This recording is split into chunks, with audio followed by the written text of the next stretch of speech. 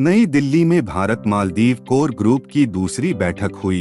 इस दौरान मालदीव से भारतीय सैनिकों की वापसी को लेकर लंबी चर्चा हुई। बैठक में इस स्तर पर सहमति बनी कि भारत मालदीव में तैनात सैनिकों की जगह असैनिक समूह को तैनात करेगा।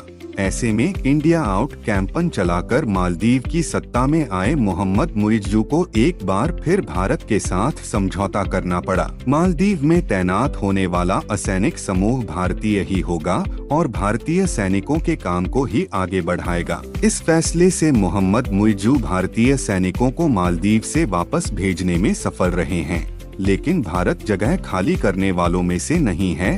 भारत सैनिकों के स्थान पर असैनिक समूह को तैनात करेगा। वहीं दूसरी ओर मालदीव के विदेश मंत्रालय ने कहा कि उनके देश में भारत के 3 एविएशन प्लेटफॉर्म हैं, जिनमें से एक प्लेटफॉर्म पर मौजूद सैनिक 10 मार्च तक भारत लौटेंगे और बाकी 2 प्लेटफॉर्मों पर से भारतीय सैनिक 10 मई तक भारत लौट जाएंगे। भारतीय सैनिकों की वापसी के मुद्दे को हल करने के लिए दोनों देशों ने कोर ग्रुप बनाया है। सूत्रों के हवाले से खबर मिली है कि 2 हफ्ते पहले मालदीव की राजधानी माले में इस मुद्दे पर पहले दौर की बातचीत हुई थी, लेकिन तब कोई हल नहीं निकल सका था। अब ये दूसरे दौर की बातचीत दिल्ली में हुई है और तीसरे दौर की बातचीत माले में होगी। सूत्रों ने यह भी कहा कि दोनों देशों की कोशिश यही रहेगी कि हल ऐसा निकाला जाए जो दोनों पक्षों को कबूल हो। दिसंबर 2023 में प्रधानमंत्री नरेंद्र मोदी और मालदीव के राष्ट्रपति मोहम्मद मुइज्जू के बीच दुबई में क्लाइमेट समिट के दौरान बातचीत भी हुई थी,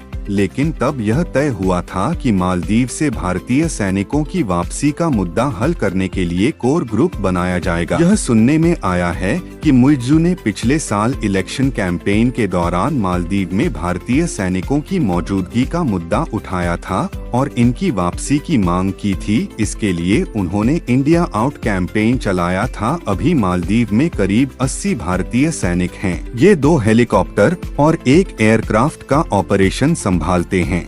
आमतौर पर इनका इस्तेमाल रेस्क्यू या सरकारी कामों में किया जाता है। जब मुइज्जू नवंबर 2023 में प्रेसिडेंट बने और मुइज्जू अपनी पहली स्टेट विजिट पर चीन गए थे, तब से ही दोनों देशों के रिश्तों में तनाव है। इसके पहले मालदीव का हर प्रेसिडेंट पहला दौरा भारत का ही करता आया था। पिछले महीने मुइज्जू ने कहा था कि अगर भारत अपनी सेना को नहीं हटाएगा तो यह मालदीव के लोगों की लोकतांत्रिक आजादी का अपमान होगा।